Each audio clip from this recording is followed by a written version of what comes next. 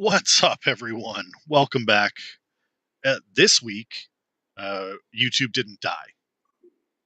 Dubs' camera's a Step little one. blurry, but we're fine. Is it? Yeah, a little bit, but it's fine.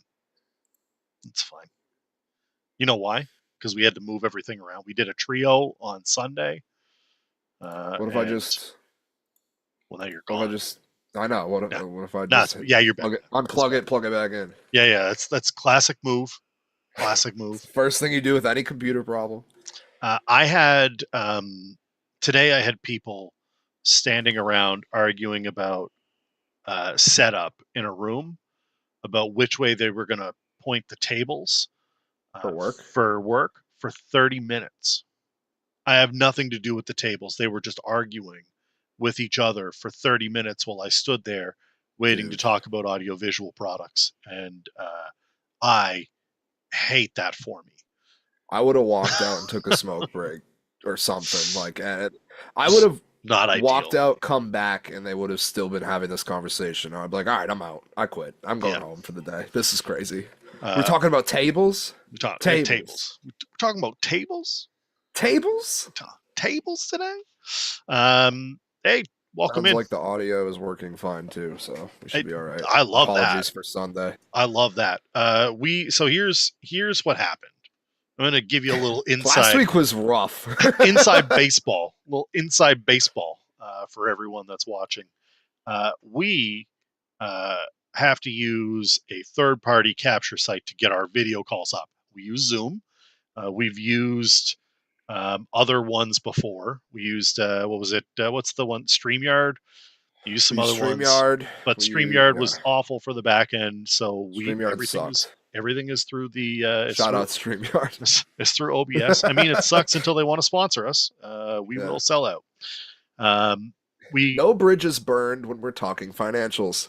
That's right. Anyway, 1 week the audio wasn't capturing at all for Dubs. It was just the same setup in OBS. It just wasn't picking it up. So I had to create another audio source. And whenever we come into the thing, now there are two audio sources, and sometimes we need both of them. Sometimes we don't. I don't know. I couldn't tell you. It's a pain, and it's dumb. Unplug it, and you plug it back in. That's what we do. I had an issue with my computer last week. I did that twice. It didn't work, and I went, I need to call somebody. That is about as far as it goes for me. I tried it. I got nowhere. Time to move on. We troubleshot. We got there. We made it. We are a few days late on this, but let's go Blue Jays. All right. Finally. Shout them out. Blue Jays America's win. Rooting for you. Blue Jays win. It was electric. I was nervous the entire Watching the game as a third party, I was stressed out. I could only imagine fans of either. Shout out Welch. Shout out you, RC, in the Discord. Just I'm sure on the edge of your seat constantly. I want to give big shout out to the Mariners as an organization. Super great. Built a great roster. I posted a little clip this morning. My walk to work. They have a great team. They got beat. They have some holes in that roster that people didn't want to acknowledge. So like if your starting pitching is good, but your hitters are striking out, that's not any good. But they know what they need now. And Toronto honestly outslugged them. Notes I have what's next for Seattle, and it's open the wallet. You got to pay for someone. You got to bring someone in, right? Someone's got to come in. They haven't paid big money for a free agent since Robinson Cano. And going back before that, it was Beltre and Sexton. This is too good of a roster with too much homegrown talent and a legitimate MVP. You need a second baseman. Whether it's a 1 year or not. You need a second baseman yesterday. Because Canzone or Marscapone or whatever his name is that was in the minors. Was fucking awesome, but you can't expect that all the time. You just can't. George Springer, who we will get to as a part of the World Series or the ALCS final, is 35. You cannot expect this production from him going forward. That's not how it works. this is kind of it for Toronto and this kind of production. Same thing with guys like Gosman and Bassett, and like you get those older guys. Bieber might not be here next year. Right. So like in Toronto's eyes, you got to go. And I look at Seattle and I go, you got guys under contract.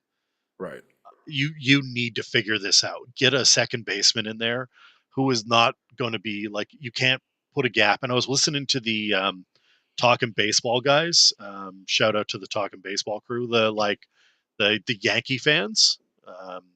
I started watching them when they were crashing out over the Yankees because it is my favorite thing in the world. I do the same thing with Steve Dangle and the Leafs because every year, inevitably, there comes a point. Jim in the chat, he does it with me anytime I watch any sports.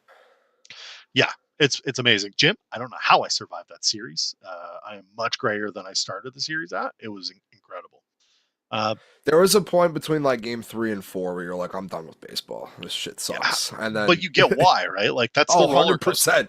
I've done that 3-4 times. I was about to say, like, you were on the same roller coaster with the Sox. Oh yeah, all the way up to the playoffs, where it's like 5-game winning streak. We're so back, baby, and then it's like you lose something about the length of baseball and how it just comes down to like, and even that last game in the ALCS, like the Mariners were up, and then all of a sudden you let 2 guys on base. George Springer on one knee goes fucking yard, place goes ballistic, and all of a sudden your season's over, and you're like, wait, what happened?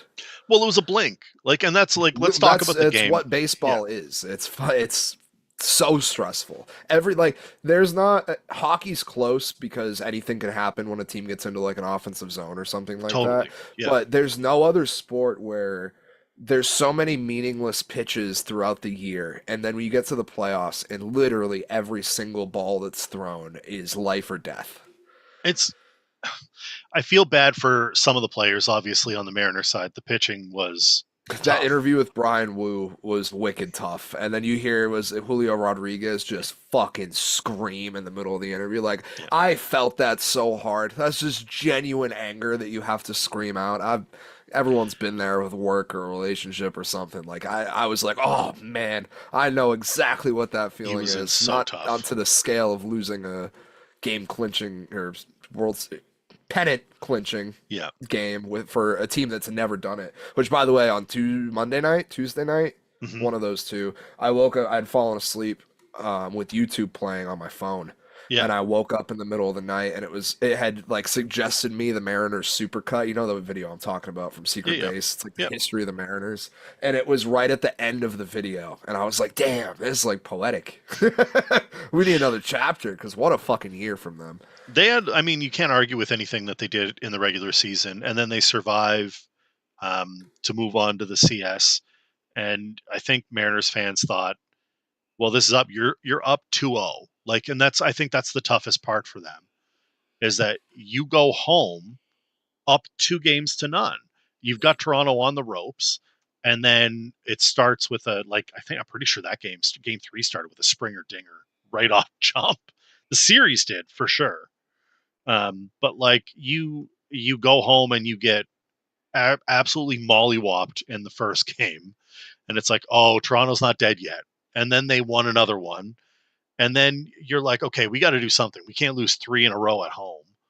And then you're up 3-2, and you go back to Toronto, and you're like, all right, perfect. I have an opportunity to close out the series. And they had Toronto on the ropes, and they couldn't do it. That team, that Atkins and Shapiro, who are affectionately known as Shatkins, because nobody really likes them, is a plucky and relentless team. I've listened to the Jeter and Ortiz and Rodriguez jabronis. Ortiz is the best thing that's happened to baseball media, maybe ever. 100% agree. A-Rod keeps calling Jeter captain, and it makes me so angry every time he does it. I get the dynamic between all of them, and I understand, like, they all serve their role there, but I think they need to, going forward, if they want that to be like a inside the NBA type program, which is they clearly do, they need to lose one of Jeter or A-Rod. It's A-Rod. It's fair. I don't care which one goes. And I tell you why it's A-Rod, because Jeter gets respect. Jeter is like if Gretzky is on a panel. Oh, we know. Whole fucking year, all I saw was the respect. The fucking stupid ass too. I know. But A-Rod doesn't get that. A-Rod doesn't get that level of like, oh. No, he gets Ryan Dempster thrown at his chin and the ump just stands there.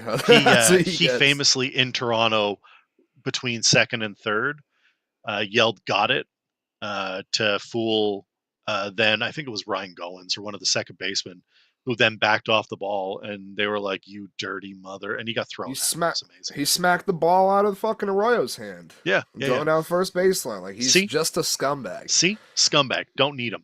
Also, everybody forgot because he retired, and they're like, "Well, he's one of the best players of all time." It's like, no, he was universally hated. My biggest issue is we have 2 Yankees and a Red Sox. And he was fucking J-Lo. Why couldn't you get like one other team represented on here? That's exactly what it is they need to pick one. Like, I don't care which one. I love the clips of Ortiz just hamming it up and the other two are dead. Like the whole fucking shit with Vladdy beating the Yankees. Like, I love that. Inject that straight into my veins. But just from a unbiased view, like, you need if Ortiz is Charles, you need a Shaq.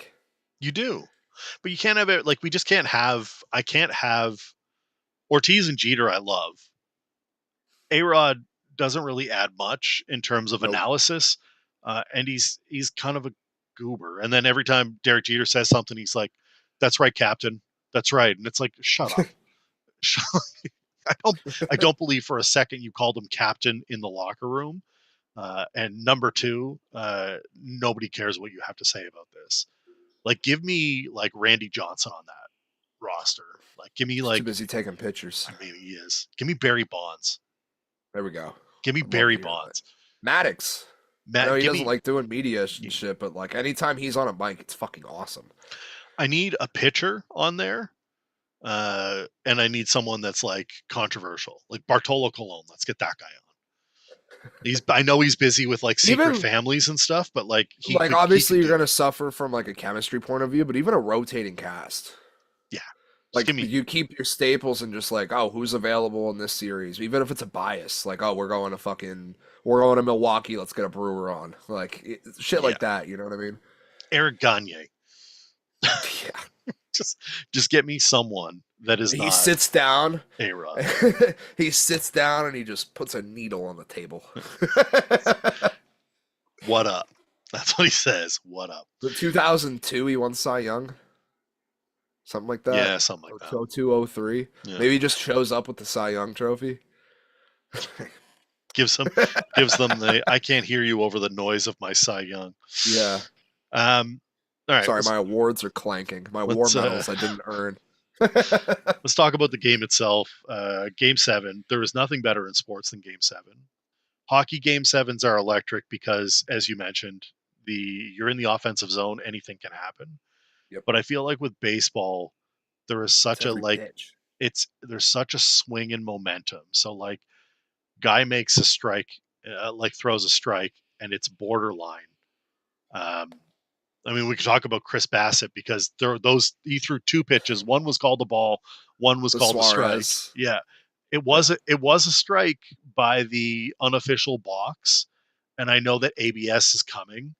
It was high, but it was in the zone, and like we saw a couple of those against Toronto too, where the guys were like freaking out after, and it's like, man, I hate to break it to you, that's a strike.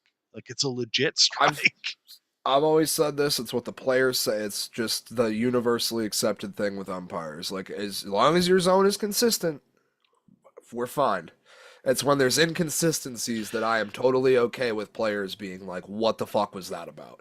Like, or fans even. But like when, like the Yankees and Red Sox series, the zone was consistent the entire series. It was not a good zone. It was not where the fucking lines were, but it was consistent the whole series, and that's all you can really hope for. It wasn't a bad and umpiring like was Jim not said, an it was issue. Close enough. Yeah. In that situation, like you gotta swing, and especially if it's Eugenio Suarez. Like, you're supposed to be one of the boppers on this team. They traded for you at the deadline because you were having a historic season over in Arizona. Like, you should be swinging at that ball. At that point, you have to get defensive, and that's something put contact roster on it, foul it off. That roster doesn't you're an do MLB that. Player. That's what the Blue Jays do so much better than everybody else in baseball. That's their MO. oh, you're going to throw me something close? I'm going to foul it off and make you throw me something better. And then it's like, if it's outside, Those are the I'm going to best at take it. bats. And they always are. And like I saw Springer took, I think, or Nathan Lucas took like a 9-pitch at bat. And then he struck fucking out. Electric, by the way. And he struck out. And I was like, oh. But then I thought about it. I was like, first of all, it was like 9 pitches that the pitcher had to throw to get one out. That's worth it. 2, he saw everything, and so did everybody else. And 3, like, you were just pushing. You're like, no, I'm going to make you beat me. You want to beat me? Beat me. But, like, I'm not giving it to you. And Vladdy and Springer are going to get the love, and as they should. They were fantastic. Playoff Vladdy. Like, unbelievable right now. That's somebody you fear going forward in the playoffs. Like, they pitched to him multiple times, and I thought it was a mistake. Crazy. I put it in the Discord a couple times that I saw it happen where I was like, why are we pitching to this guy right now? And almost every fucking time it ended up biting them in the ass. I don't fucking care, especially in the playoffs. Like, I don't. I want to get back to my point I was about to make, but I got distracted. Pitchers too often, and whether it's managerial stuff or what, they get too caught up in like, well, I don't want to put anybody on. Like, if I give up a home run here, it's just a solo shot. What you're talking about with momentum and shit, that stuff is real. Like, you can't. You need it. I'd rather put 2 guys on to face a lesser hitter and be like, well, I got beat by fucking J.P. Crawford. Not to say that he's not good. No, but yeah. He's not Cal Raleigh on that team. Like, I'd much rather get beat by that guy and go, well, I did what I could to avoid the big bats in the lineup. You don't put coughing one up to fucking Vladdy or Cal or Springer. Toronto pitched to Cal a couple of times, but in fairness, they had also struck him out a couple of times, and he did not have every time. Yesavage had on him. Savage. That shit was. He had a great at bat. Like, he attacked him. He got him swinging twice. Like, it was great. They had a good plan for him when he was up to bat, but. Never with people on, though. Never with people on. It was always like, if I'm going to pitch to you with this plan, nobody's on. And there was always opportunity, and was always an opportunity. Also, Josh Naylor, but like that behind him, it's like, what are you going to do? The solo home run he hit, was it to tie it or take the lead? It was to Game 5, I think. It was to tie in Game 5. Yeah, that home run. Like, why are we pitching to him there? Put him on. The bases are empty. Put him on and go face the next guy. Like, that's fucking crazy. Naylor was the next guy. A bunch of times with, Naylor was really good this series. He's got that, like, I like Josh Naylor, but he's got that aura about him where you're like, oh, fuck that guy. is Josh that Naylor's home run, he pimped and turned around, and just the way he's chewing his gum, it's just a certain way he fucking chews it. Josh Naylor is playing against him, he's the Brad Marchand of baseball. Yeah, like the original, like. And I mean, we'll get into playoff Vladdy, obviously, is someone that we want to talk about here. Naylor running the bases. You can't jump there. If he had stayed standing up straight, extra base. it would have made the throw more difficult, and the umpires couldn't say anything. But the second he leaves his feet and tries to impede the throw, he fucked everybody. I still don't really believe he was doing it intentionally. I feel like I would. Do you think he was? I get it. But I feel like if it were me, I would have a reaction like that, where it's like, I know, like, looking back on a hindsight, I know jumping is going to put me more in the way of the ball, but it might just be involuntary. I'm like, oh my God, I'm going to get hit. And I jump, and I could see it being unintentional. And I feel like everybody was just like, he did that for sure. 40 guys running that same double play. And usually the guy goes, and and they turtle because especially when you're out by that much. He was out by a ton. He was out by a mile, and it was mile and a half. So, but like that jump, and he said the Canadian broadcast pointed out that Josh Naylor mentioned he will do anything to win, and I think he was just trying to help his team. He's like, I'm going to get in the way of this double play. It did not help his team, unfortunately. But that whole run, like, it was 1-1, and then it was 2-1, and then it was 3-1, and I was like, oh my God, are we we're toast. Jays had not been hitting well this game 7, but whole series the bats had come alive. Ernie Clement, who we talked about. That's where I was going with my last point. Was we picked all-star teams, and I had Ernie Clement on my all-star team. He made that first one. Hindsight looks great on that, by the way. looks fantastic. We look like a savant, Rain Man over here. Yeah, But that was where I was going with that. Was like Vladdy and Springer are going to get the love, and as they should. They were fantastic. Springer gutting that home run out through the knee, like that's epic shit. mm-hmm. I can't even. But the unsung heroes of that team, and I know you know it because you watched every game, and the people that were paying attention to the series know it. Nathan Lucas and Ernie Clement were the driving force in that series. 100%. Any single time you needed a guy on base, who was on base? It's one of the two of Lucas them. and Clement. Yeah. Every single time you guys started a rally, it was because one of those two got on base. And Addison Barger was fucking fantastic down the stretch. But like, How about IKF off the scrap heap in Pittsburgh and then coming through yeah, to get on base? He was the other man on base with those guys that you brought in to play defense, and then they also showed up with the bat. Like that. That Andreas is what won you the Jimenez. series. Two go ahead home runs, which makes no sense, by the way. In the interviews after, he was like, "Yeah, I was going to bunt out of those," and then he turned around and hit a dinger instead. The like 6 through 9 hitters, like 6, 7, 8, and 9 on this team, are all about setting the table for the top of the order. Yep. I would have loved. I am concerned about Alejandro Kirk, who has also been phenomenal. Like his defense can't be. I was gonna say he's overstated. doing things without the bat. Yeah, but his bat is suffering because he's playing every game. He's not getting days off. When he gets rest, he is really good. You're also getting a offensively. bat back for the series, so Well, we can talk about that a little bit. George, let's talk about this home run though. let's go. Let's do the Yeah, home let's run first. we'll hit the home run. We'll move quickly to the World Series, and Yeah. we'll get out of baseball. So you get your first guy draws a walk, and that is like prototypical. Literally armchair. The second he got on first, I was like, they're gonna take the lead this inning. Like it was just a feeling. I should have fucking bet it. Like I knew it. The second he got on base, I was like, yep, this is it. It felt different. It did feel a little bit like this is the series right here. And I mean, I'm not one that would have. I looked at it and I was like, they're running out of outs. And Wu was still on the mound at that point, right? Yeah, he was doing fine. Yeah, because Bizzardo came in for Springer. Home run. Yeah. Okay. The most used reliever in their thing. So IKF off the scrap heap in Pittsburgh, you got to imagine that guy's feeling great. You go from playing unmeaningful nonsense games, except when Paul Skeen's on the mound, to being part of a roster because Bo Bichette is down. He will still likely be part of this World Series roster. I don't imagine they leave him off. Imagine it's Loper Fido that gets left off if they need someone else, because IKF can play outfield if he needed to. But I would rather have the infielders than the outfielders. They don't really need anybody out there. So he gets on. We get 2 men on, and then Springer comes up, and they bring in Bizzardo, who I feel is an excellent reliever. But you have brought him in, and he pitched a ton. He pitched a ton. Everybody had seen him, and he's gassed. Yeah, Louis Varland was in. I think he's been the opener. He's been doing in like 12 or 14 games or something like that. Yeah. They played. It's been unbelievable. Every time I feel like Schneider goes to the bullpen, where I'm like, that feels early. It's Louis Varland coming out of the pen every single time.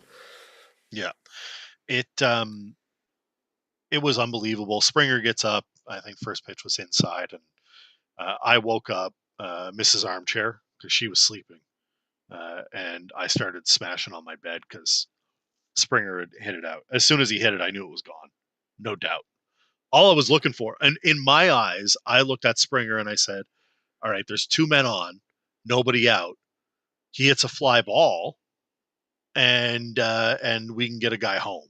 I'm like so happy with like getting like 1 run there, and then it's a swing of the bat and you're tied and you're back in the series. No, he said, you know what? I'm going to continue the trend of 3-run homers to left field.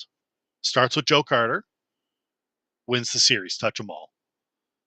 Then we got Joey Bats, the infamous bat flip game, 3-run homer to left. Edwin Encarnacion in the wild card game against Baltimore. And now the second most famous home run in Blue Jays history, because it didn't win a World Series, but it brought you to one. Is this Springer home run. Absolutely unbelievable. Place went nuts. They had a chance to add on but Naylor made like an unbelievable play on a Barger rocket. He couldn't have hit that ball any harder. It just was right out of glove. It's unbelievable. I was just laughing at Doyle in the chat. Sorry. Joe Facco. Jesus Christ. All right. World Series. Dodgers are great. They're a phenomenal team. Juggernauts. Ohtani had literally, like, we didn't have a show last week. It was in my notes for last week, but yeah, Ohtani had literally one of the best games, probably the best game of all time. Yeah. Last a week ago. The thing, I think the Blue Jays are perfectly capable of taking the Dodgers down, and I've said before on this show and in private, like, I don't think the Dodgers are as unbeatable as people think, especially this season. No. I know when we played them in like June, July, whatever the fuck that was, that I was like, this is the roster everyone's afraid of. And I know they had a lot more injuries at that point. Playoff Dodgers are different, but I just they obviously have the big names, but they're not unbeatable. They are unbeatable if Shohei Ohtani is going to be on the mound doing what he did to the Brewers and hitting 3 home runs. I think you're in for at least one of those games, maybe not to that extent, but you're going to be in for a game this series where Shohei Ohtani single-handedly beats you. If you can get past that and win a couple games either before that happens or just be like, exactly the attitude I'm bringing to this, like, it's going to happen. If you can overcome that game, maybe 2, then there's no reason the Blue Jays can't win. Let me be clear, Armchair. You're doing this for America. You're doing this for baseball. If the Dodgers win, they still might be, but there's a solid chance that there's a lockout in 2027. Yeah. Yeah, it's I put it in the Discord. Who would you rather win? The Blue Jays, the Dodgers, or Al-Qaeda? I think I was the only one that voted for Al-Qaeda. You did vote for Al-Qaeda. Like, as much as I would be happy for you personally if you win the championship, you're still you're a division rival, man. I can't. No, I get it. I would rather Bane show up and just. I get it. Take over the stadium. I'm not expecting. What am I supposed to be in the wreckage? The whole 9. I'm not expecting anyone to turncoat Yankee or Red Sox fans to turncoat here. I'd rather you than the Dodgers, if that. But like, if we, well, that's all I'm saying. Who would you rather? But if there's a secret third option, I'm taking it. Yeah, the secret third option is Ohtani explodes and start World War IV. Because he actually bet on the game. He went off. He gets bagged right before the playoffs. My favorite before the World Series. My favorite tweet ever was after he pitched that incredible game where he had like 6 or 7 Ks and 3 home runs. Someone said, now I know why they let the interpreter. He had 10 Ks. Now I know why they let the interpreter take the fall for his betting. He's really good at baseball. Yeah. Yeah, let's let the interpreter legitimately the GOAT. I will not hear any other conversations. There was a lot of times where we got like Ohtani glazing. This is not one. Yeah. This is when Brady was like, "Oh, I'm chasing Jordan. Like, I'm not chasing anybody in football." Like, that's what Ohtani's doing. Like, he's chasing Brady and Jordan. He's not chasing anybody else. I was just talking about this in Discord earlier with some friends. Like, if he stacks up a couple more World Series wins, like, he's got a argument for the best athlete of all time. He's so dominant at pitching and hitting. Like, it's a created player. It's crazy. Blue Jays in 7. I hope so. That's my homer take. I'm giving all the respect in the world I can to the Dodgers and still hoping they can eke something out. I want to see a Savage on the mound. I want to see them have a good game here. So composed. His arm angle's a problem. Even if I would love to see a Savage once this series. You will. Don't give him a second look. Give him one solid fucking start. Let him go. Relieve the bullpen a little. Probably game 2. Who's game 1? Do we know? I don't know who's game 1. I know that I looked earlier and I couldn't find it. I think the Dodgers already have their rotation set, but I don't think Toronto has theirs set. Nope, it's Blake Snell versus unknown Toronto. Keeping the cards close to the chest. I like it. They don't have to say shit until Friday morning, and I don't think they're going Bill Belichick approach. Yeah, we're on to Cincinnati. That's everyone's questionable. Everyone's questionable. Everybody's playing. Tom Brady's playing for sure, right? I don't know. Everybody's questionable. Where do you want to go now? We going to the NFL or are we going to the NHL? Let's go to hockey and then we'll finish with football. Yeah. Brad Marchand made his return to Boston. Appropriately got teared up. How do you feel? I'd be lying if I said I didn't tear up as well. It was so emotional, man. Like, I don't know if you're a fan of hockey, it's hard not to like take anything away from that that's not positive.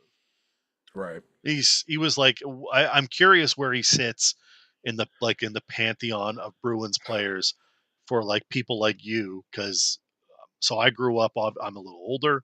I grew up with like Ray Borks of the world and like Cam Neely and shit. That's where it gets hard for me, is because a lot of the greatest Bruins of all time, I never got to see play. Yeah. Like I didn't grow up with that. What I grew up with was 4 pillars of Bruins hockey, and it was Patrice Bergeron first and foremost. It was Zdeno Chara, it was Tuukka Rask, and it was Brad Marchand.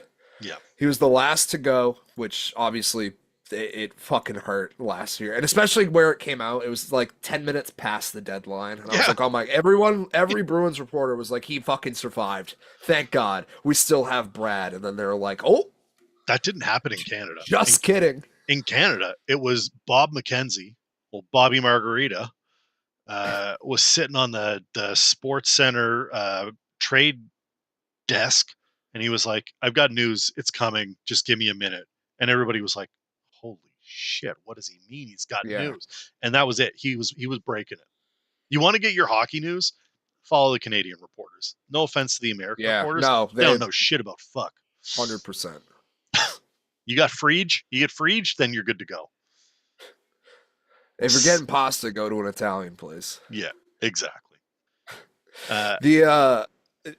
Like where I was at with that, like he's one of the 4 pillars of the hockey I grew up with, and though that era is going to be, at least to the general public and to a lot of Bruins fans too, it's going to be marred by failure and heartbreak and not achieving what they should have. Mm-hmm. But on the flip side of that, Bruins hockey was competitive every year for 15 plus years, 20 years, like basically my entire life up until now, and then before I can remember. Like the Bruins have been competitive. They've fielded a team that can get to the playoffs.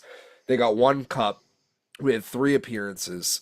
Like, I want to remember those things and try not to think about like the President's Trophy season where like how it ended. I want to just remember the team and the memories and the intent. Like, I legitimately watched the Bruins come back against the Maple Leafs like every 2 or 3 months. I watch it so fucking often. Like, I want that, the perfection line, shit like that, and just seeing. Like, knowing how much of an impact those 4 guys made on my life and my fandom and things like that, I feel honored as part of the fan base that collectively we hold as much of a special place in his heart that he does in ours. And we could tell that through all of the interviews with, like, anytime he talks about the Bruins, his voice cracks. Like, he's holding back tears. And then to see them actually come through during the tribute video and everything was just, it was a moment. There are, in my opinion, 4 marquee moments of Boston sports. One of them I probably have 104, but let's you should have 104, but I'm talking about no, like pinnacle. And I'd love to hear it from an outside perspective, because that's what I was just kind of number 4 is Kevin Garnett's "Anything Is Possible." Okay, that's that is a moment in time that everyone will always remember. Definitely. Number 3 is Bruins comeback against the Leafs because it was so iconic. I remember every excruciating minute of that. Yes, because it's incredible.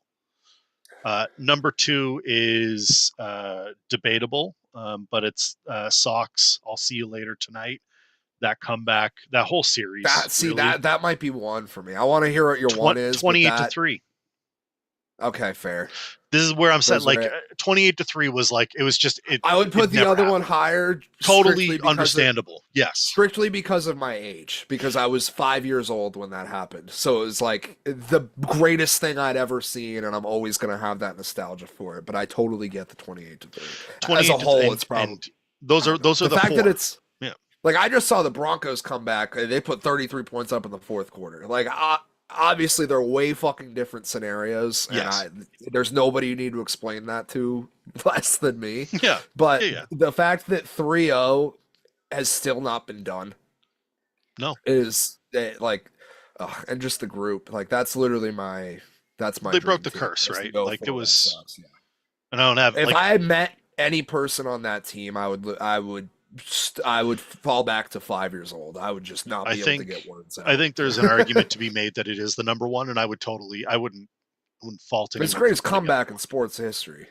It and like the team and the way they did it, and against everything. Who they did it, all like, the circumstances to it wasn't like they did it against literally like never get recreated. It wasn't like they beat the Rays, right? Like it was like you beat the Yankees at the height of their power. You beat the goddamn Yankees. You beat the Yankees, and it's there. So Jim was just sending me a bunch of shit because it was. I mean, every October I get sent all these things, but it's like, 21 years ago, the curse was broken. It's like, oh my god, I'm gonna cry at work right now. You know what I mean? If you want to make me cry, show me 2004 Red Sox highlights. That's literally 100% success rate. Those are my four. Those are the four that I would put, and I'm fine if you want to totally change solid list. No, I like it. You can argue the Tatum Celtics championship is higher. I would totally get that. It's not. The Garnett one just kind of like that team, the way they were put together, the way they like finished it off. The shit Garnett suffered through before in his NBA career. Yes. Like he had to live in Minnesota and it was miserable. I feel bad for him. So those are my four. Yeah, we can talk about 08 Celtics another time. I do want to mention, so Doyle in chat mentions that it's the Canes world. We're just living in it. Disagree. I know you do. I'm more on that train than you are for sure. The Hurricanes have as many wins as the Devils, the Habs, the Wings, the Avalanche, the Jets, the Knights. Mammoth, Utah also has as many wins as the Bruins have losses in a row. I think that Carolina. Actually, no. I think we were off air because the fucking last week everything broke. But I was telling you before the show, I was like, "This is coming back down to earth." 3-0 is nice, but I know it's not gonna last. And boy, did it not last. We'll get in. So next week, I think we'll get our first official power rankings of the year. We were in the middle of run up, like baseball, playoff baseball, and I'm involved, unfortunately. So, fortunately, we're in that year. No, I was gonna say, don't get that. Fortunately for me, to still be involved. I know you would. Fortunately for me, I'm still involved, but it means that I don't have the brain space to do power rankings. There's a lot of sports on right now. Yeah. You want to guest star? Is that this? You want to come on? Is that what we're doing right now? You want to come on? You want to come on next week? Because you could do anytime, that. Doyle. You let me know, brother. We'll get you. I'll send you. You get special treatment. We have we don't really. When you're here every week, you get treated differently. I have no issue bringing guests on if people want to come on. I want to vet them. Like Hoffman, we had Hoffman fill in for you. Like I want to know that you're going to be there. Yep. We need to. I think that we got to call Hoffman the Rambler. We got to call him like something. Like we need a Kenny Rogers. Kenny Rogers, the Rambler. Yeah. No, I like that. I don't want to call him. I don't want to call him the Gambler because then it just makes it sound like I'm trying to like he has a problem or something. Or I'm not saying that. But I feel like the Rambler kind of ties into it a little bit. No, I like it. A little bit. See how he feels about it, but I like it. Yeah, we'll do it. I mean, it doesn't really matter how he feels about it. That's not how nicknames work. You get one, and that's what you are. That's how nicknames go. Yeah. I mean, Caps are old. Yes, Canes are great. I think the Canes are. There's a certain sect of people that they have an automatic invite to the show. Yeah. and we'll continue to do that. So if you want still on, gonna just get let us know. John on. Yeah, I mean, I'd love to get John on or Lily on or any of those guys, but Shout out our boy David. He's back. He was doing commentary last time on Playback. Phenomenal. Fucking play-by-play. I was like, oh my god, was it 2021, dude? What are we doing? Is it COVID again? I in 20 minutes invented an app. Yeah, that was basically just as good as the one we all met through. It was amazing. We all met through Colorcast. Colorcast decided to become a gambling app. Whatever. Props to them. They're making their money. I saw today that Evan Kirkham has 5 years at Outlier, and I was like, holy shit. It's been that long. Old. Yep. But John Ball asked, man, it'd be cool if we could make like an app that like did this. And I was like, bet. and like on the table. And like literally, I think it was 3 hours after he posted it. But I had to go do work. And then I came back and I was like, all right, let's build this thing. I just started building it using some of the AI tools that are available, and then I put it out. So we may publish that. I just have to. I have a little bit of tinkering to do, but we may get back to some play-by-play and live chat during games, and we may promote it. We'll see. We'll see how it goes. Yeah, we'll see how it goes. Work in progress. Let's talk about some football. I mean, basketball's back. I know you care. I don't. Also, we're gonna go late, 100%. There's nothing we can do about that. Nothing we can do about it. We're just getting to football, and we're 13 minutes away from the end. Well, you know. Basketball is back. Celtics are playing right now. They look pretty much how I thought they would. We can get more Celtics thoughts next week. Absolutely. NFL was drunk this week. This was probably the worst. At least the 1 o'clock slate was the worst of the week. Worst of the season. Excuse me. I didn't like anything. Except for the Patriots. Patriots are back. We can run through some of these games quick. Yep. Steelers-Bengals on Thursday night last week was the Life Alert Classic. Basically, the Steelers just could not control Jamar Chase. That guy should have had 35 targets. That guy. Joe Flacco is doing the best. He's the easiest job in fucking football right now. You have T. Higgins and Jamar Chase. Just throw them the fucking ball. That's it. That's all you have to do. It's crazy that Jake Browning was that fucking bad at it.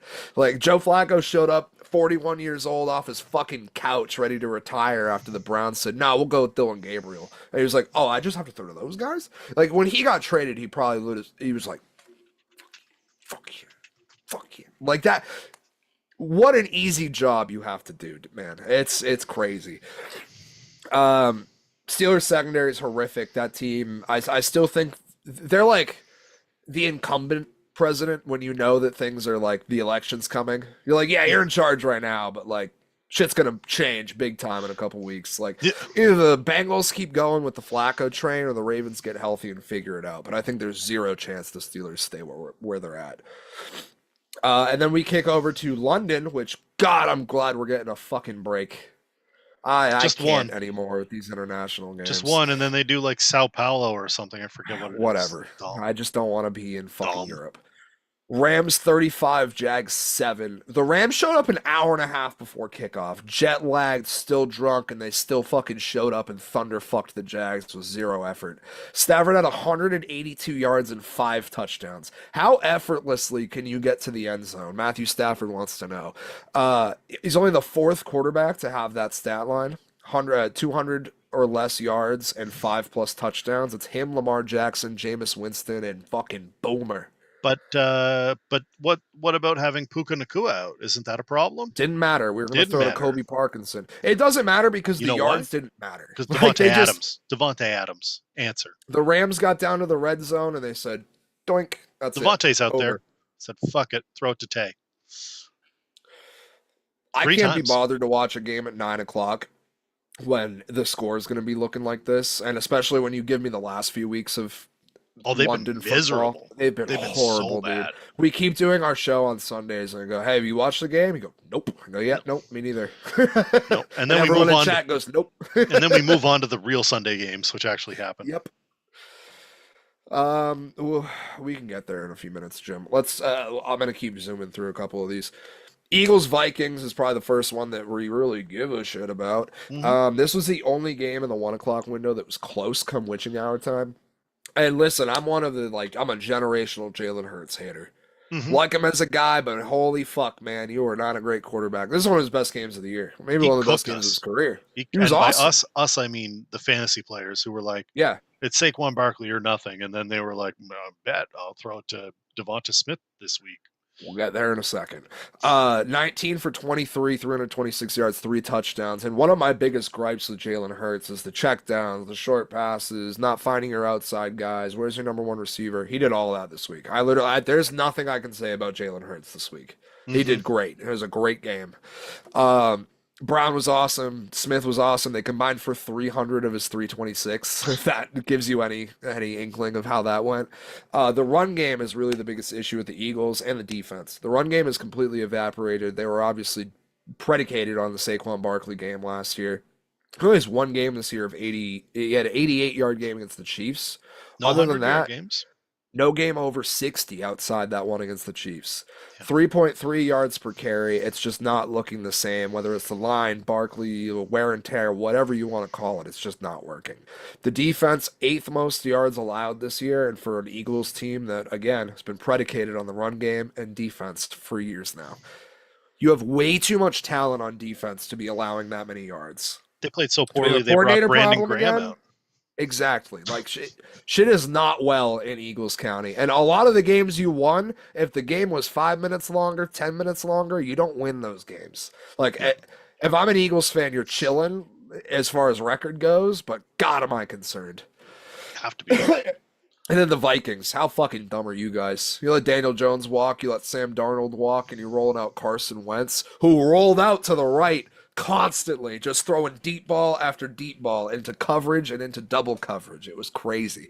Wild game. The fact that it was even as close as it was is an indictment on the Eagles as a whole. Armchair, you ready? I'm ready. Patriots 31, Titans 13. What a fucking game, huh? Welcome What back. a team, what a quarterback. First quarter struggles continue. I'm getting real sick of that. The defense was just rolling over for Cam Ward, fucking DK, however the fuck I say his first name. Mm-hmm. Alec Ayman, it was not looking pretty the first couple quarters outside of Ramondre Stevenson. But those variable halftime speeches have been real. Something clicks at halftime with this team where they just go into a different zone. And when you have Drake May, who, by the way, nobody can tell me he's not good because any sports book you look at, he's top 5, mostly top 3 in MVP voting. Yep. Dog. If you're Absolute breaking dog. Tom Brady records, dog. Everything about Drake May this year has been far and above my expectations. He's been fantastic. Did you hear his press conference after the game? Yeah, there's so much confidence in that guy, you can't contain it. For those that didn't get to hear, Drake May went. Hold on, I want to have this right. I got to pull up my beloved Patriots. Gave Vrabel the game ball with a nice speech Gave Vrabel at the end the of the game too. Drake May went 21 for 23, which means 2 whole passes he didn't complete. The only other player to throw a pass, I believe one was Josh a drop Dobbs. too. Yeah, only other player to throw a pass is Josh Dobbs. He also completed it. We were a little scared there for a second. My butthole clenched. 21 of 23. So keep in mind, 2 whole passes the entire game that didn't get completed. They said, Drake, you went 21 for 23 and broke a record for completion percentage. And what does Drake say? Yeah, I mean, there's some passes that we could do better. Yes, specifically 2. 2 whole passes. 2 of them. He goes, left a lot out there. Like, what? No, you didn't. Statistically, you didn't. Statistically, you left 2 out there. 2. Yeah. Really 1. It was really 1. And I do need you to slide, though, there, Bubba. Like, let's fucking hit the deck if we're going to be running the ball. You are far too important to this football team to be taking these stupid fucking hits. The only thing that I ask is you figure out what you want to do with Travion Henderson. Please, for the love of God, just let him run. I'm way less concerned about him than the average Patriots fan because Vrabel did this with Derrick fucking Henry. Like, there was one thing he didn't like about Derrick Henry, and he was like, you're not going to see the field.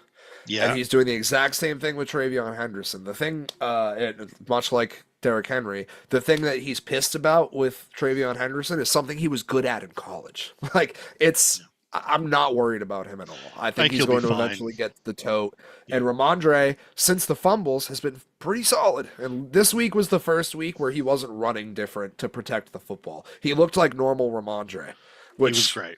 He was we need great. more of that. I loved all of it. I love that Everyone's Braves gonna got shit the on our schedule, and it's totally fine. I understand the play the complaints, games. but Beat Buffalo in Buffalo. I give you a Degeneration X. Suck it. I think we're the only team that's top. I don't know if we're top 10 in both, so I'm gonna say 11, but top 11 in offense and defense. Like we're right there, like the 10 spot for both. Totally. Like this team is good, and we tried to tell you team. before the fucking season started. Like this is going to be a playoff team. We thought it'd be a wild card. We might fuck around and win the East, but we'll find out. Next up here, we got a couple of sleepers. I'll go through all the shit games right now. Panthers and Jets, 13-6. Panthers win. I should be financially compensated every single time that the Jets come across my red zone screen. It's crazy. Like that team is unwatchable. That clip went viral this week of the Jets. The young Jets fan. He's probably like 13 or 14. He was just, it's like, I was born into this. I'm never gonna stop, but I hate this team. Like that's every Jets fan every time. Like it. So is life. But again, I need to be financially compensated. Knock some fucking price off my Red Zone subscription if I'm gonna see the fucking Jets every week. Dolphins, very similar. They couldn't even keep up with Tua's picks. They're like, hey, let's check out Miami and Cleveland. We got an interception from Tua. Oh my God, he threw a second one. I sent you something on that, and it was the funniest thing I've ever seen. Yeah, like they're literally like Cleveland Browns. A second interception has hit the towers. Like it was fucking crazy. And the beef between him and McDaniels is fucking palpable. Tua's lost that room. He's totally both of them have, and they're just going at each other now. It's crazy. If I'm the owner of the Dolphins, I'm literally going like, the next time we lose, it should have been on Sunday. I would have not let anybody come back with me. I'd have been like, we're actually forfeiting the rest of the season. I'm cutting everyone from the roster but Jalen Waddle, and we're moving forward. Like I'm done with this. It's insane how bad that team is. And Devin A-Chain, he's also solid. Yes. And then Raiders Chiefs, just an absolute curb stomping. Maybe the worst game of the year to watch. Every starter was out of the game in the third quarter. Raiders, same thing as the Dolphins. Sell it off, man. Build around Genty. Like, let's start a new regime. You wouldn't trade us Jacoby Myers for what? Why? For what? For why and for what? Max Crosby cannot keep suffering there like that. That team is horrific. He can, because he signed up for it. He specifically took financial compensation to be a martyr and play on this team. Congratulations, is what you signed up for. Enjoy NFL purgatory. Let him fucking know. I'm just listen. The same thing happened with what's his name on Cleveland, who was like, I want to trade, and then they were like, you want a lot of money? He's like, Myles Garrett said, I want a lot of money. That's what I want. I will take the money. You are correct in assuming that's in fact what I want and not a trade. And now they both get to suffer. Myles Garrett gets to play in front of Dylan Gabriel or whoever is left there. Eventually, Shedeur Sanders will get into a game, and he might win, and everybody's going to lose their mind and be like, "See, we told you." And then it's brutal. I'm gonna answer Miller's comment real quick. Yeah, go ahead. It was all right, Miller. We did pretty solid on Sunday. We were up. It was not a lot of the things I gave out on Sunday. It was things I made afterwards that hit, which, sorry.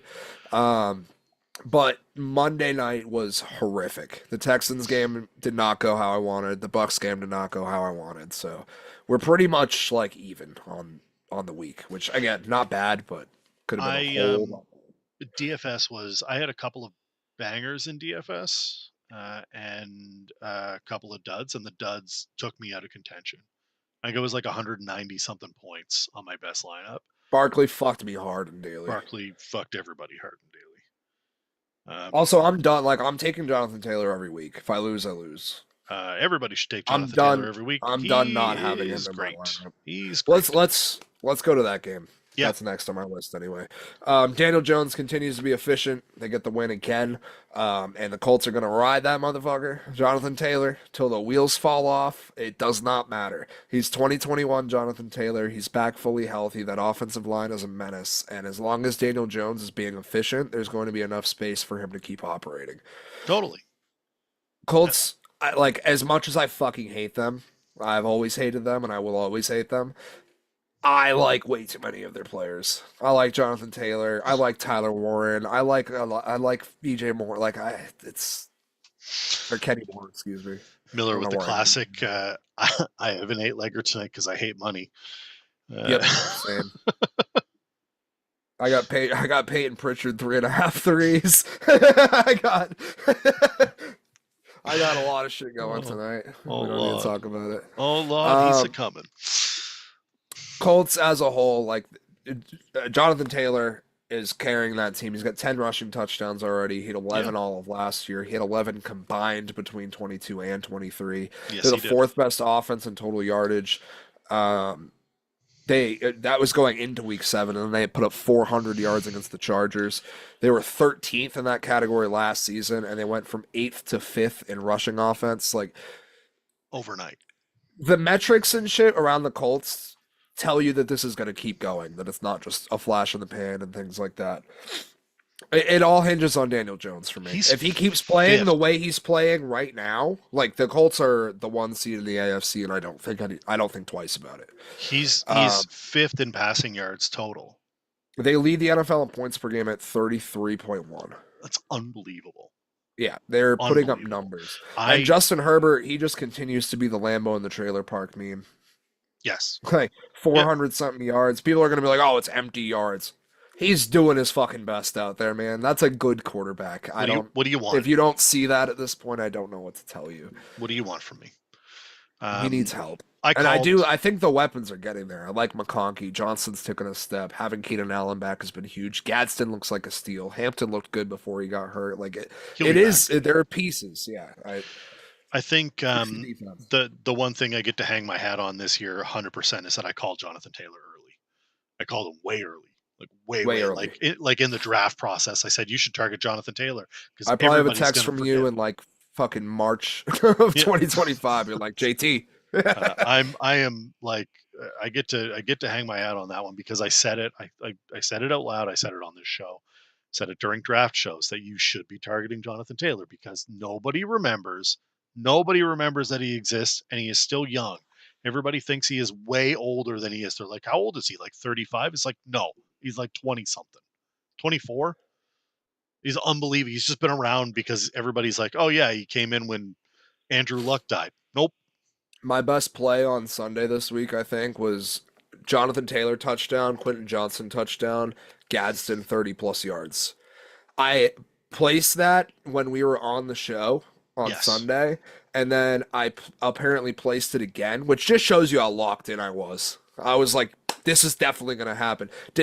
Had no correlation between the two bets. And then when they paid out, I was like, that didn't pay for that much. And I realized I'd placed it twice for 2 different amounts. It wasn't like, oh, I pressed 20 and then did 20 again. It was amazing. Like, I love that. Locked in. I love that. But yeah, shout out that game. Colts look good. Chargers, just the defense is still horrific going back to Brendan Staley and before that. Like, they just need to figure it out. Craziest game of the week, obviously Giants Broncos. The Demaryius Thomas factor was for real. Man died at 33, rest in peace.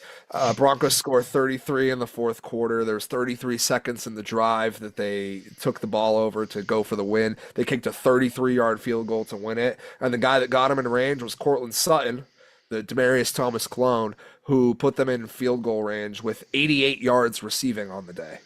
Demaryius Thomas's number. How the Giants managed to choke that win away is remarkable. It's remarkable. An insane level of choke. It's a level of choke that we need to study. Why are we throwing the ball? Like, you want to blame Jackson Dart? Fine. Why are we throwing the ball in that situation, man? Run the damn ball. It's crazy. Run the damn ball. Let Cam Scatabo go add to the CTE. It's already fucked. It's not hard. Just run the ball. Call it a day. The coaching on that needs to be analyzed for the Giants side, specifically the defense. Like we can say the pick is what changed it. The defense also allowed 33 fucking points in the fourth quarter. In the fourth quarter. In the fourth quarter. One of my biggest plays of the day was Broncos spread. That died. That didn't fucking hit.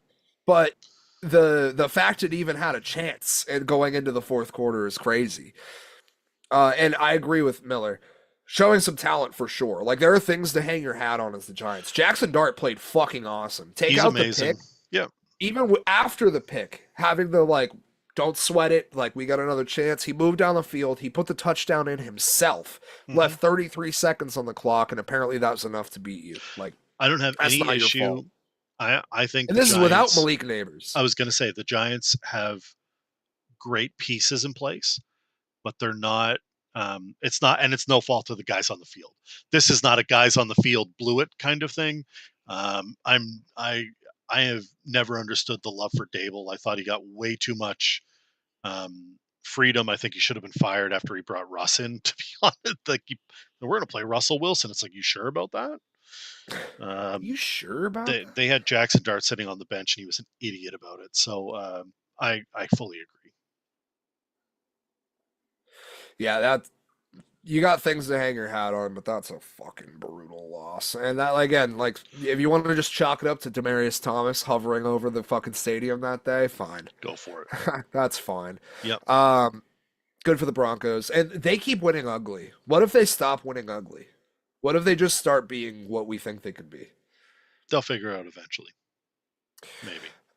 Packers Cardinals. If I'm the Packers, I'm concerned. You have a plethora of receivers. Everyone keeps telling me how good they are, but they flat out refuse to be the number one receiver. I don't think they are. They're all 5 threes. And everyone crucified the Patriots for the same fucking thing. And they're like, you have no weapons. And then for some reason, the Packers just get a pass, and I don't get it. 5 threes. 5 threes I and like Micah Parsons. I still don't think he's a 1. I like Jaden And Reed Micah too. Parsons is the only reason you won this game. Your secondary got gashed by fucking Jacoby Brissett. If there's anybody who knows what Jacoby Brissett is, it's me and motherfucking you. Like, we've watched way too much Jacoby Brissett football for him to be out there gashing a team that everyone wanted to claim as a Super Bowl contender for a couple weeks. Without Micah Parsons, you lose that game embarrassingly. He went out and balled out on the last drive and completely won the game by himself. If that stops happening, guess what? The Packers are going to keep dropping games until you figure out the offense. Yep. And you go, I'll put up 27 points. Yeah, bet you did. Commanders, Cowboys. That game, gross. Cowboys beat a Debo and Terry-less Commanders. And, Jaden Daniels got knocked out in the middle of the game, too. But let's buy. Let's buy. That is the Cowboys mantra. Dak, not going to shit on him. Been a legitimate MVP candidate. He's been great. If Pickens can play the same way he did without CD he plays the same way without CD that he does with CD, they're going to be fine.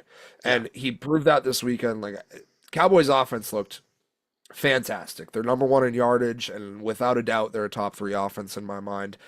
They're getting overshown back this week. And maybe if they had Micah Parsons, you'd be like, maybe this team is pretty good. Too bad they have to go trade for a defensive player this season. It was also hilarious. Literally simultaneously, Micah Parsons got a sack on red zone, and Kenny Clark got hurt. Yeah. Like, wow, this is aging like fine wine. But congrats on your win. You better beat a hurt Commanders team. Falcons, Niners, yuck fest.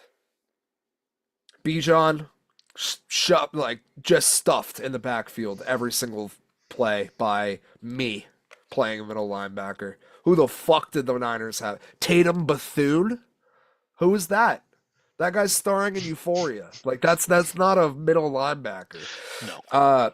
Falcons very one-dimensional. It's Bijan or bust, and Bijan busted this week, and the Falcons ended up down 10 points. Michael Penix limited this week with a knee injury. We'll see how that goes, but Niners just keep winning, man. I'm not bringing Brock Purdy back. Not doing it. How can you bring Brock Purdy back? I know you paid him the money, but you can't. If you bring him back and he sucks, your fan base turns on him. You're done. So you need to leave him out until Mac Jones sucks, and then you can bring Brock Purdy back. You need to find a quarterback needy team right now that is willing to take Brock. Like you talk to the Jets right now. But they won't do it because you just signed that contract. You handicapped yourself. You trade him to the handcuffed Jets. Trade him to the Jets. I don't even think they'd do it. I think they'd rather draft. They've done so well with that. They've done great with that, but that's just how you jet, Armchair. That's how you jet. Right. I don't really have much on Texans Seahawks aside from my CJ Stroud hate. JSN's the best receiver in football, and he can't talk to me otherwise. So it's him and Amon-Ra St. Brown. There's one thing I know, it's receivers. There's one thing you know, it's JSN. That's the only thing I kill all the time. I'm a JSN merchant, brother. 100% you are. I had his stats going into last week. They're fucking stupid, but we don't have to hit on that. Yeah. Anyway, that the Texans are the problem here. We want to keep talking about CJ Stroud's rookie year like he hasn't been shit for a year and a half now. It's a one-off now. The rookie year his closest comp for stats, whether you look at yardage, completion percentage, touchdowns, interception, everything, the closest guy to him in every category is Spencer Rattler.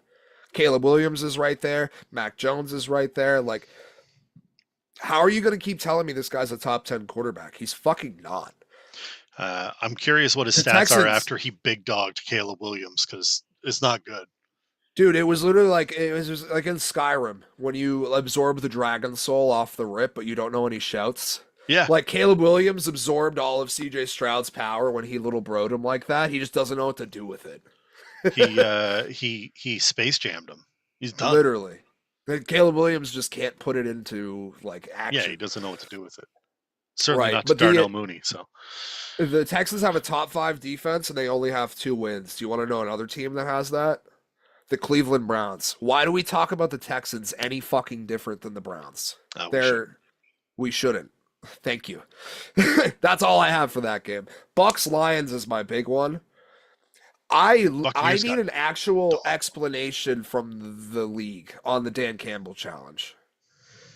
You have to be very ultra specific on what you're challenging on a play. Mm-hmm. It seems like Dan Campbell made that specific. They reviewed it, said, nope, you're wrong. And then a mystery human, whether it was somebody, an official, another official, somebody at the monitor. Human. I don't know if it was somebody on the Lions, but they said, hey, actually, I think you should come check this out. Yeah. That can't happen on a challenge. No. Like it can't. This was the John Hussey show. And it shouldn't have been. Every explanation he gave through the mic was convoluted and nonsense. Everything he did at the monitor was convoluted and nonsense. And that's from somebody who's completely unbiased to the situation. Don't do crimes. And then that. I don't think Daniels is, there's a lot of, is Daniels sophomore slump or is he not Ed McLaurin? He's been hurt and he hasn't had his number one target. And that line needs help. But I think he's fine. I don't have no indictment on Daniels at all. Nope. And when you look at the Chicago Bears, like, how the fuck do you hang your hat on? Like, we drafted Caleb Williams and we let Drake May and Jane Daniels walk. Yep. Crazy. That guy. We didn't talk Bears. We don't have to. That guy's a bust and a half. Rest of the team's solid. But Bucks Lions, that game, Baker was horrible all night. How many throws did he miss high? Brutal. Mike Evans died. We literally may never see him on a football Thanks for that, by again. the way. Got him back for my fantasy team and just have him die again. Dead. Yep. Cut him the next day. Lions defense, legit. Kelvin Shepard needs his flowers. That guy, everyone was like, the Lions are fucked this year, including us. Like, the same thing happened with the Eagles when they lost both their coordinators. They took a step back. The Lions really haven't. No, they haven't. They had a shitter in Kansas City. Which, like, fair. Anybody's liable to do that. I was about to say, but is Kansas City, is it because they were playing Kansas City, who have turned out to be everything that they're supposed to be? And now they have all their weapons available. Welcome back, Rashee Rice. Try not to kill anybody with your car. First game with Rashee Rice, Xavier Worthy, Travis Kelce, and Hollywood Brown, and they won 31-0. Yeah. And the first time Rashee Rice got the ball, the announcer goes, Rashee Rice speeds through traffic. He sure does. He sure as fuck does. Lions are the best team in the NFC, yes. Yeah. Refs need to speak to the media post game. I was going to talk about this last week with the Patriots and that whole game with the Saints. That was absolute nonsense. The refs, they shouldn't face any penalties and whatnot for like making a wrong call, but you should have to talk to the media. Every other person involved with the game has to talk to the media. Yeah. Simple as that. We're late. Yeah, but sorry. I want you to you got a most Ocho for us so we can get out of here, or you want to do Stone Stories? Whichever one. You pick one. We save one for next week. I've already saved the Stone Story. Welch isn't here. Welch isn't here, I feel like I can get away with it. Get away with it. You got one more. All right. We're going to do the most Ocho. Yeah. All right. So in Denver, Colorado, and in the surrounding area, every year it's the 9th edition of the International Taco Bell 50K Ultra Marathon. We love the Ultra Marathon. Not only is it sponsored by Taco Bell, but you must consume Taco Bell on the marathon. The race rules are as followed. It's a 31-mile race. Along the race route, there are 10 Taco Bells. You must be present at all 10 Taco Bell stops along the course. 0 tolerance for course cutting. Rule number 2, you must eat a menu item from at least 9 of the 10 Taco Bell stops. 3, by the 4th stop, all entrants must have consumed at least 1 Chalupa Supreme or 1 Crunchwrap Supreme. Dietary restrictions will be allowed within reason. Number 4, by the 8th stop, all entrants must have consumed at least 1 Burrito Supreme or 1 Nachos Bel Grande. Dietary restrictions, see Rule 3. 5, you must finish in under 11 hours. Oh my God. Any questions so far? No. Number 6, drinks do not count as food. That's you fair. may have drinks, but they do not count as your quarry. If you get a drink at one of the Taco Bell stops, you must also get food. Number 7, entrants must keep all receipts and wrappers for confirmation of validity at the end of the run. 8, an off-course bathroom break will be allowed at Washington Park and nowhere else. Number 9, survivors will eventually get a commemorative Survivors! Survivors is capitalized in the rules. Will eventually get a commemorative item after successful completion of the run. Number 10, if you intend to participate, RSVP. Number 11, no on-course Pepto-Bismol, Alka-Seltzer, Pepcid AC, or any other heartburn medication will be allowed. Those are performance-enhancing drugs. That is what they are categorized for this race. It says after no performance-enhancing drugs, and then it lists all of these medications. Amazing. Basically like a normal, like if I'm eating Taco Bell, it's because I also took fucking Tums. Yeah. Additional rules may be added, amended, or changed to promote the intent of the run. And number 13, congratulations, ? They also have in fine print here, there's a Diablo challenge. No reward. No reward, where you can just put Diablo sauce on all of it. And there's a second challenge for no reward, where you can drink a 2-liter of Baja Blast. Amazing. I'm shitting my pants by stop 3. If not earlier. Like, I've seen a bunch of... I got in the chat, Toothy, my style. You're the only person... Like, I got to get you on the treadmill, but I think you're the only person I know that could even attempt it. Just because of the sheer volume of Taco Bell being consumed. Couldn't do it. The mental, physical, and it's too much. Intestinal fortitude that you need to get through this is crazy. It's too much. All right. We survived. Also, how many Taco Bells do you need in 31 square miles? That's the bigger question, isn't it? 10 fucking Taco Bells in 31 Who's miles. Who's eating this much Taco Bell? What is your stomach? One is enough. Like in the fucking hospital, dude. One's enough. I once knew I knew somebody growing up who their mom worked in she worked with people with stomach cancer. Yeah. She said her first question all the time was like, how much Taco Bell do you consume? And the answers doing her own research. Yeah. Answers were overwhelmingly high. Kill Surprise.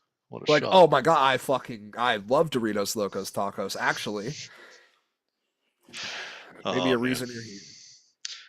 World Series starts on Friday. I probably won't be live because I'll be stress watching. We will be live Sunday. Fantasy game time decisions right here. Not early because we don't do London games. We don't fuck with that. I would never. Don't forget to check Dubs out on Twitch. Usually streaming Pirates, sometimes streaming other things, but streamed Lethal Company the other night, and all of my mods broke because they updated the game. So Amazing. it was an adventure, but we had fun.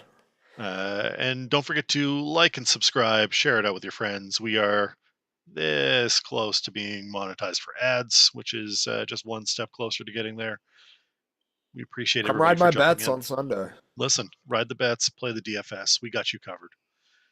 For Dubs, I'm Armchair. We'll see you next week. See you Sunday.